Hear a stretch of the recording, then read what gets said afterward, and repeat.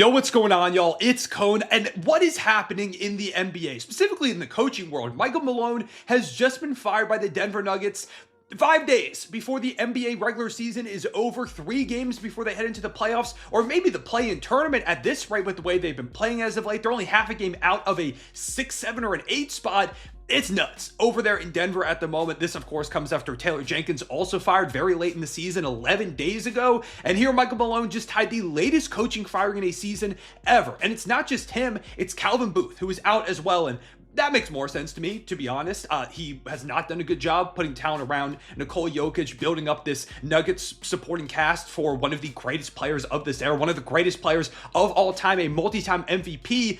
The team's just not good enough around that type of player. He has let multiple championship caliber role players just go ahead and walk and leave, and every single time he's like, we don't really need him, it's fine, they can go. And for some reason, DeAndre Jordan is still the backup big in 2025. It's not a good roster. It's not good enough. It's not a championship level team. The only reason I think anybody still felt like, hey, maybe the Nuggets could pull something off is because they do have Nikola Jokic. And when you have the best player in the world, you have a guy who is, again, one of the best players to ever do it at his peak, you feel like you can probably do anything. And that has been the way I looked at the Nuggets all season. It was that this roster is probably not good enough, but they still have Nikola Jokic. And that makes them a threat at all times. Jamal Murray's prone to pop off. We've seen some big games in the playoffs from Aaron Gordon, Michael Porter Jr., Christian Brown's been good.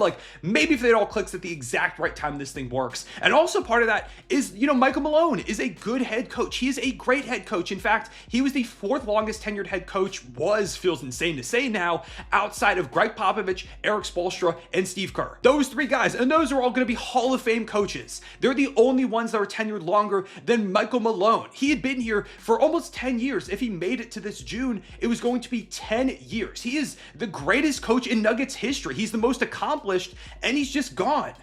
3 games before the playoffs. If this had happened to a coach who had been here for a few years, maybe I would understand it more.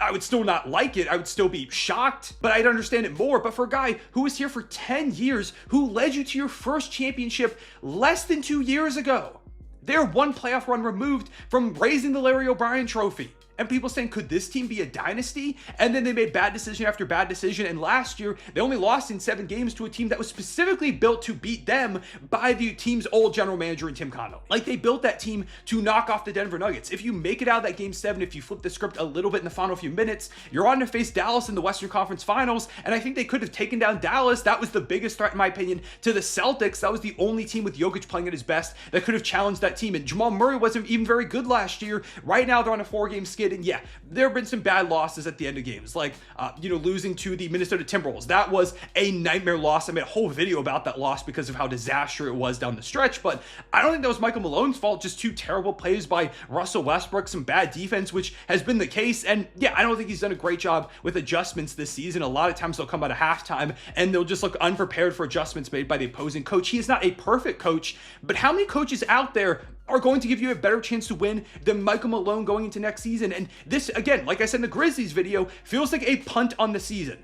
It feels like they've given up because there is no way you're competing for a championship in this Western Conference with a head coach that's now coming in for the first time 3 games away from the end of the season. You might be less than a week away from a play-in game. It is not out of the total realm of possibility that the Nuggets miss the playoffs entirely because they lose 2 out of their last 3. Suddenly they're a 7 or an 8 seed, and with a new head coach now and some bad habits built up over the course of the season, they just collapse. They lose a couple of games, Jamal Murray's not back, and boom, it's over. And with the Jamal Murray thing, maybe the Nuggets kind of just felt like this thing was a lost cause anyways because he's missed the last few games, and Michael Malone said in one of his last press conferences now that they're hopeful that Jamal Murray is going to return, which doesn't sound super optimistic. And if you're facing any of those top teams in the West in a series without Jamal Murray, I just don't think the Nuggets stand much of a chance. So maybe they just think the Jamal Murray injury is too bad. This thing is cooked. Let's just clean house now and make a little bit of a statement. But to me, the statement is that we have no loyalty to the head coach that brought us to our first championship and has been here for 10 years. That to me is the statement. I get maybe more so firing Calvin Booth, which also is crazy because his contract was expiring this offseason. He was going to be gone anyways. You didn't have to fire him, but they said, nah, we're not doing the whole mutually parted ways thing, decide not to renew his contract. We're just going to get him out of here. And to be honest, with the way this roster has been built, cool. Honestly, I kind of get it. But the Michael Malone thing is just so stunning to me. And I mean, you have to think that Nikola Jokic had some input on this. There's no way he didn't. There's no way you fire a coach like this, the only coach that Jokic has ever had this late in the season, without asking him. There's just no way. You don't want to risk pissing off the best player in your franchise history, one of the best players ever. You just don't risk doing that. So he must have had some input. So maybe he lost the locker room. And he had a very interesting post-game interview quote about 2 weeks ago where he said they'll say coach is tripping, nobody watches their minutes, nobody watches film. And maybe that should have been a bigger sign. But I mean, even with the Taylor Jenkins firing, it didn't feel like any indication. I just thought, no way. With Taylor Jenkins, I at least expected him to probably be out after this season. I did not see it coming at all for Michael Malone.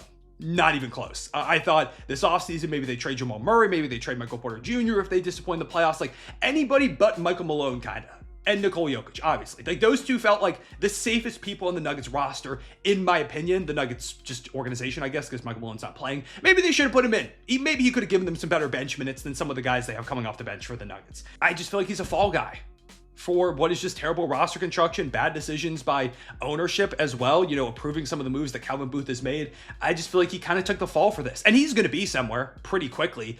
Philly feels like it makes a lot of sense. They've got a superstar big man. He's got, of course, a lot of experience coaching a guy like that. So maybe he goes over there if Nick Nurse isn't the coach for Philly next season. The Spurs feel like a potential destination. Again, you got a superstar big man in Victor Wembanyama, and it feels like that's a great spot for him to land. I think any team he's going to land with is one that's going to want to be competitive. I don't see him going to a rebuilding spot, assuming he wants to coach next year, which I imagine he does. So yeah, I mean, those are some of the teams that come off the top of my head. Someone mentioned like the Pelicans, but I don't really know what the direction looks like. The Knicks, if for some reason they fire Tom Thibodeau, like say they just get blasted in the first round and they're like, yeah, we need a new head coach, maybe there. But yeah, I don't know. I think the Sixers and the Spurs make the most sense if I had to pick somewhere. But he's going to be coaching somewhere if he wants to next season. And now it just brings about a kind of what do the Nuggets do from here? Like, what is the direction? And I want to bring something up as a Thunder fan. Of course, I need to. The Thunder own the Nuggets' first-round picks in 2027 and 2029. They're top 5 protected, so if the Nuggets are an utter disaster and Jokic is gone for some reason, then, it's not like they would get to number 1 overall picks. But it is something to consider because 2029 is a far, far ways away, and Jokic is under contract up until that season. I mean, he's got a player option in 2027, 2028, so he's probably going to be a free agent in 2027, which means you only have 2 years to make this thing better for Nikola Jokic. And now that Michael Malone's been fired, you're bringing a new general manager. If the turmoil continues, could we see a Nikola Jokic trade before the end of that contract? We saw the Luka trade, and that was mind-blowing. Could we see a Jokic trade? Could this be the beginning of the end for the Nuggets? Who, again, after they won the championship with the talent of Jokic and the supporting cast, it felt like this could be a dynasty. This could be a team that wins 2, 3, 4 championships with Joker at the helm, and he cements himself as like a top 2 to 3 big man to ever play the sport. He can still definitely do that. I mean, he's on trajectory to get into those conversations already, especially if he does find a way to get more rings. But could those rings come somewhere else other than Denver? I mean, the bidding war would be insane. Maybe does he end up in Oklahoma City? Like the Thunder have 2 of their draft picks. Do they send those back? And is that the player they cash in all their assets for? Or like a Houston, like could that be the player that they look forward to getting in a couple of years and they trade Şengün, people call him Baby Jokic, for actual Jokic? Could that be a possibility? I mean, there are a lot of teams that have a lot of draft capital. Could the Spurs try and find some way to put Wemby next to Jokic? I don't really know. But it feels like right now it's more of a possibility than ever. Because if they're doing drastic stuff like this, it makes me think there is a lot going on in that organization at the moment, that there is serious turmoil. I mean, recently we saw a clip of Jokic on the bench, extremely frustrated. He was exacerbated. He was like slamming stuff. He was like yelling, like talking out into the air. He's frustrated because as much as he says like, oh, I just want to go hang out with my horses, he very clearly wants to win. He very clearly cares about that. He doesn't want to be a losing player. He wants to build out a legacy, even if it's not as much as maybe some other guys, it's not the only thing in his life. He cares. He absolutely does. To be the best player in the world, you have to care at some level. So does it ever reach a point where he cares enough to say, I want to be somewhere else? Maybe. I don't think it's impossible. Likely? I don't know. Maybe more so. It's more so now likely than I would have told you about a week ago, 2 weeks ago, a month ago. When they won the championship, I would have said Jokic was 1,000% retiring as a Denver Nugget. And then they made bad decision after bad decision. They fired their 10-year head coach. And now I really don't know what's going on with Denver. All I can tell you is that now I don't trust them in the playoffs. I don't. Especially if Jamal Murray's injury is as serious as it sounds like it is. They're probably a first-round exit. And that's a nightmare, which I guess isn't something to go ahead and provide some more context for this. Coming into the season, they did a poll on ESPN or something like that, where they basically said, who had the worst offseason?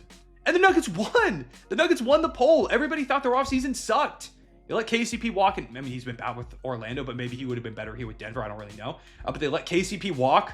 At least he would have given them some depth. You know, they let him walk. They brought in Russ, which was controversial. I thought it could work, and Russ has had some really good moments. Of course, some really bad moments as well. We talked about that Timberwolves game. But they also brought in no backup big, like Dario Saric was their signing, and he was never going to end up working out. He lost minutes for the Warriors last season as their backup big when they were struggling. They didn't even make it into the playoffs. So that was the guy they brought in to save them from DeAndre Jordan in 2025, which is still the case, by the way. He's still probably their most reliable backup big.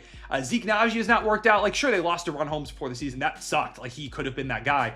But even still, they made no moves to address the big man position. They did nothing at the deadline to shore up this roster whatsoever. They kind of just went into it. At one point, I believe Calvin Booth had this quote where he said, you know, I'm the steward of Nikola Jokic's career or his prime years or something along those lines.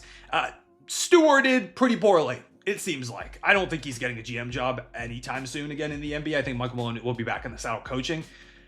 Just stunning. Probably the second most shocking thing to happen this NBA season behind the Luka trade, if I had to go ahead and say. That's really all I could say. I'd love to hear your thoughts on this.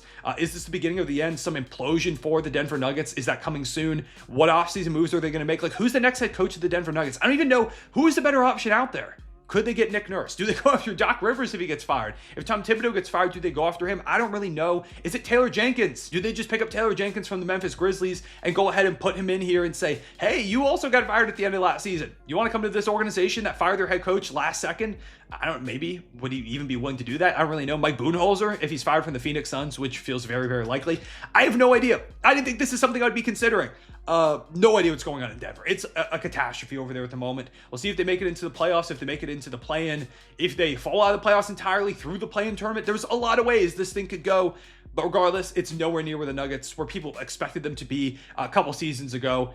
It really is just a showcase of how no one is safe in the NBA between the Luka trade and this, and really how nothing is certain in the NBA. You can have the best player in the world, you can be coming off a championship, and 2 years later, you're down a head coach, and suddenly it feels like everybody but Nikola Jokic is on the market, and hey, within the next couple of years, maybe he is too. I appreciate you watching. Leave, like, and subscribe if you enjoyed. Hit the notification bell so you don't miss out on future videos. Again, love to hear your thoughts on this whole situation. I'll see y'all real one, say it back.